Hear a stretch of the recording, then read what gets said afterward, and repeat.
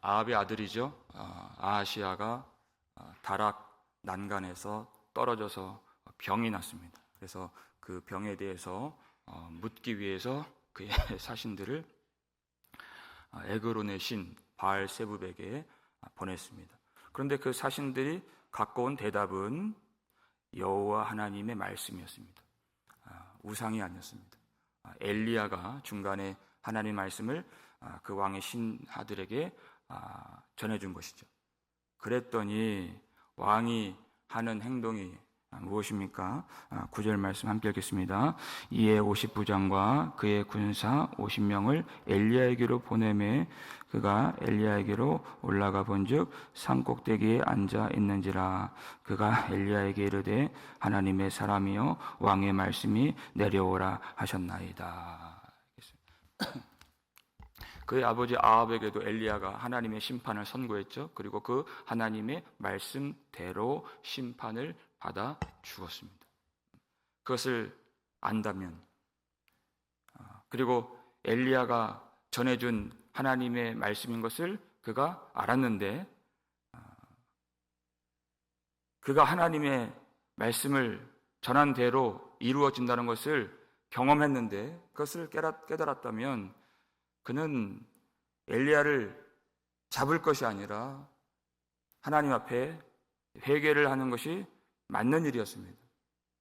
그런데 그 말씀을 사신들을 통해서 듣고 엘리야를 잡으라고 군사들을 보낸 것입니다. 여러분, 회개를 해야 될 때 분노를 일으키는 사람들이 있습니다. 스데반이 말씀을 전할 때에도 목이 곧고 마음과 귀에 할례를 받지 못한 사람들아, 너희도 너희 조상들과 같이 성령을 거스르는도다. 하나님의 아들을 죽여 살인한 자가 되었도다. 이렇게 했어요.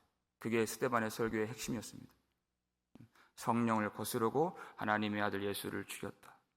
여러분, 이 말씀을 받는 사람이라면, 하나님의 사람이라면 가슴을 치면서 우리가 어찌할꼬 회개가 터져 나와야 되는 것이에요.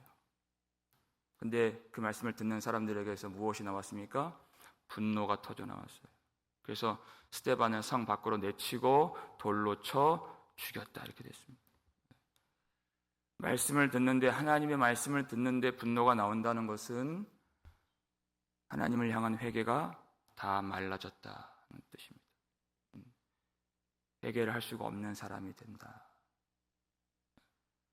엘리야를 잡을 것이 아닌데 군사를 보냈습니다. 그랬더니 그 50부장이 왕의 말씀이 내려오라 하셨나이다. 하나님의 사람이여. 이 말은 조롱하는 것입니다. 왕의 말씀을 빨리 듣고 내려오라 그랬어요. 그랬더니 엘리야가 어떻게 합니까? 10절 말씀 읽겠습니다.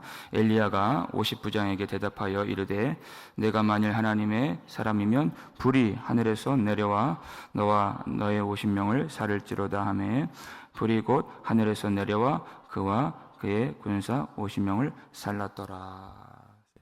그가 조롱하는 이름, 하나님의 사람. 내가 하나님의 사람이면 불이 하늘에서 내려와 너와 너의 군사 50명을 살을지로다 했더니 곧 하나님의 불이 하늘 위로부터 내려와서 그들을 살랐다는 것입니다. 이 50부장은 아하시야 왕이 준 권위를 가지고 내려오라 명령했습니다. 왕의 권위를 가지고. 근데 하늘에서 불이 내려오므로 엘리야는 하나님이 주신 권위로 일하는 하나님의 사람인 것이 증명된 것입니다. 여러분, 당시 선지자는 세상의 군왕과 통치자들에게 많은 미움을 받고 박해를 받았던 그런 사람들입니다. 이 불을 통해서 하나님이 두려워하지 말라. 하나님의 권세가 내게 있느니라 하는 것입니다. 이 세상 앞에서 복음을 전할 때, 여호와의 말씀을 선포할 때 두려워하지 말라는 것입니다. 하나님이 함께 하신다는 것을 보여주신 것입니다. 하나님의 권세가 엘리야에게 있습니다. 정말 그렇습니다. 엘리야가 여호와의 말씀을 그의 입술로 선포하면 회개하는 자는 성령의 불이 임할 것이고 생명의 역사가 일어나고, 근데 그 말씀에 회개하지 않는 자는 심판의 불이 임할 것이고 죽음의 역사가 일어나게 된다. 죽고 사는 것이 하나님의 사람의 혀의 권세에 달려있다는 것이에요. 하나님의 권세, 왕의 권세, 그것은 하나님의 권세에 비하면 아무것도 아닌 것이 여기서 다 드러나게 된 것입니다. 그런데 그 자기 군사들이 죽은 것을 보면은 내가 살아계신 하나님 앞에 큰 죄를 범했구나. 그것을 깨닫는 것이 정상입니다. 근데 어떻게 합니까? 11절에 왕이 다시 다른 50부장과 그의 군사 50명을 보내니, 또 보냅니다. 그 하늘에서 불이 임한 것을 보고서도 군사를 또 보내는 것이에요. 그 마음이 얼마나 완악해졌는가. 여러분, 바로를 보세요. 하나님이 애굽에 재앙을 보내시고 또 재앙을 보내시고 또 재앙을 보내시는데 10번이나 재앙을 보내십니다. 근데 갈수록 마음이 완악해지고 강팍해지고. 그러니까 여러분, 마음이 완악해지고 죄를 짓는 것은 그건 이성적인 일이 아닙니다, 여러분. 영적인 일인 것입니다. 그 앞에 심판이 불보듯 빤한데 그 길을 가는 거예요. 얼마나 어리석습니까? 영적인 것입니다. 두 번째 사람 보내요. 그랬더니 그도 왕의 권위를 가지고 엘리야에게 내려오라. 그랬더니 또 하늘에서 불이 내려와 그들을 다 살랐더라. 이렇게 됐습니다. 근데 아하시아가 세 번째 50부장과 군사들을 보냅니다. 13절 함께 읽겠습니다. 왕이 세 번째 50부장과 그의 군사 50명을 보낸지라. 셋째 50부장이 올라가서 엘리야 앞에 이르러 그의 무릎을 꿇어 엎드려 간구하여 이르되 하나님의 사람이여, 원하건대 나의 생명과 당신의 종인 이 50명의 생명을 당신은 귀히 보소서. 아멘.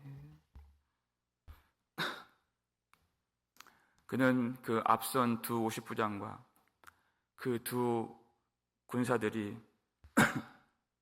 하나님의 불에 의해서 죽게 된 것을 보았습니다. 깨달았습니다. 그 하늘에서 내려온 불을 보고서 하나님, 여호와 하나님이 살아 계신다는 것을 깨달았어요. 그리고 엘리야는 살아계신 하나님이 극진히 위하시는 하나님의 사람이라는 것을 깨달았습니다. 그래 엘리야 앞에 어떻게 합니까? 그가 엎드려 간절히 간구하는 것입니다. 왕의 권위를 받았지만 하나님의 권위를 받은 이 엘리야에게 내가 명령할 위치가 아니라는 것을 깨달았어요. 왜? 왕의 권위는 그 앞에서 아무것도 아닌 것을 알았기 때문에. 그리고 그에게 간구합니다. 나의 생명과 이 당신의 종인 이 50명의 생명을 귀히 보소서. 이 사람이 이 보냄을 받았을 때에는 왕의 명령을 받아서 보냄받았습니다. 내려오라는 왕의 명령. 근데 왕의 명령을 전하지 않습니다. 네, 하나님 사람 앞에서는 그것이 아무것도 아닌 것이기 때문에 왕의 명령을 전하는 대신 그 앞에 간구하는 것입니다. 불쌍히 여겨 주옵소서. 생명을 구하는 것입니다. 그가 엘리야 앞에 무릎을 꿇어 엎드려 이 단어가 아주 중요해요. 이 오늘 본문 속에서 계속 나오는 이 단어가 내려오다. 이것이 엎드려 같은 단어입니다.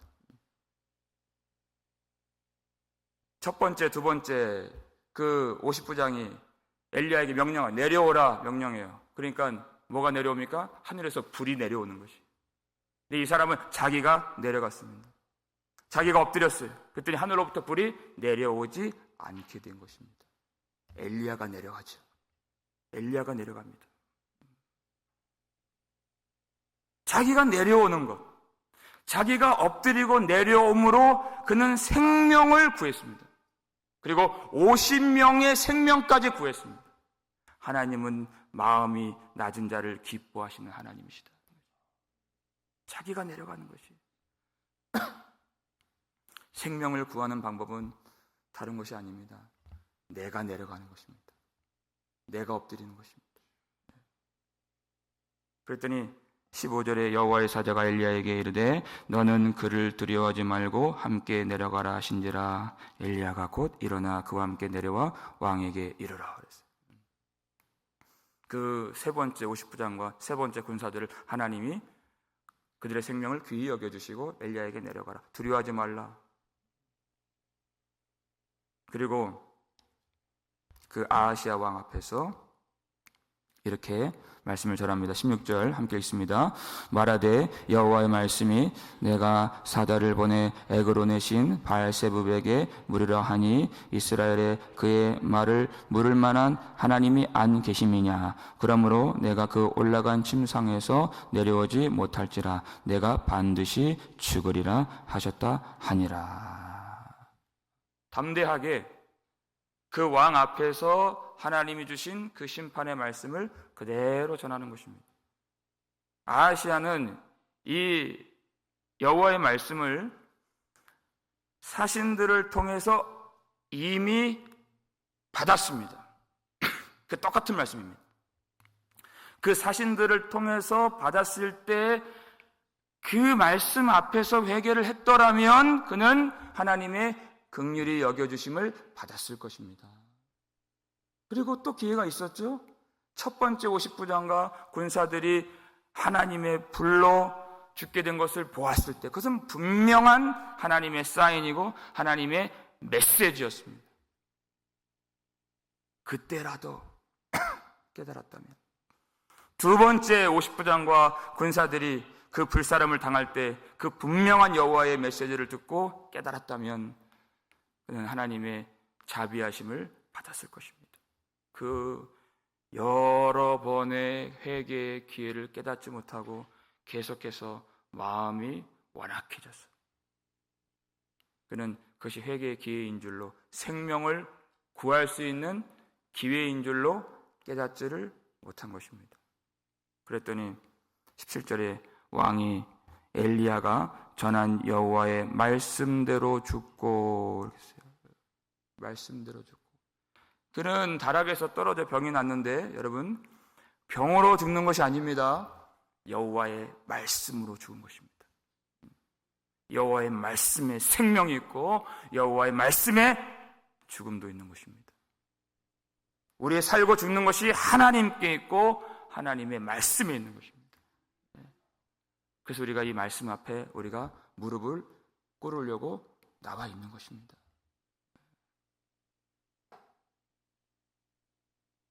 여러분, 그래서 우리는 어떻게 말씀 앞에 반응을 해야 되겠습니까?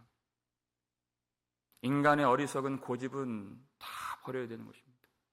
완악한 마음, 그 굳은 마음, 그것으로는 하나님의 긍휼히 여겨주심을 받을 수가 없는 것입니다.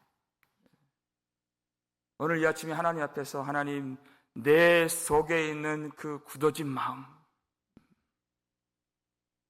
나도 모르게 마음이 완악해진 그것을 하나님, 하나님의 예수 십자가 보혈의 사랑으로 녹여주시고, 돌 같은 것들이 있어 기도가 막히고 회개를 막고 하나님 앞에 나아가는 것을 막는, 이것이 하나님의 생명의 말씀인데 그 말씀을 깨닫지 못하게 그것을 막아버리고 눈을 가려버리고 깨닫지 못하게 마음을 혼미케 하는 그 굳은 마음을 제하여 주옵소서. 주 예수여, 충만한 은혜를 내 마음에 오늘 이 아침에 부어 주시옵소서. 우리가 주님 앞에 엎드리는 수밖에 없는 것입니다. 주님 앞에 낮아지면 하나님은 반드시 우리를 긍휼히 여겨주십니다. 원래 우리는 다 하나님의 심판의 불을 받아야만 했던, 하나님 모든 진노와 저주를 받아야만 했던 그런 자들이지만 우리 대신 예수 그리스도께서 십자가 위에서 저주와 심판을 받으심으로 우리는 하나님의 은혜를 받게 된 것입니다. 마음을 낮추어서 그 십자가를 의지하고 그 사랑 앞에 마음이 녹아져서 주님 앞에 무릎을 꿇고 겸손하게 은혜를 구하면 우리에게는 심판의 불이 아니라 성령의 불이 임하여 질 줄로 믿습니다. 하나님 앞에 오직 우리가 마땅히 보여드려야 할 반응은 무릎을 꿇고 엎드려 겸손하게 마음을 낮추는 것입니다. 마음이 낮아진 자를 기뻐하시는 하나님 앞에서 겸손하게 은혜를 구할 때 하나님이 오늘 하늘 위로부터 주시는 은혜와 평강과 축복과 능력과 그 모든 하나님의 그 선한 복이 우리 인생 가운데 우리의 가정 위에 우리 교회 위에 넘치게 되기를 주님의 이름으로 축원합니다.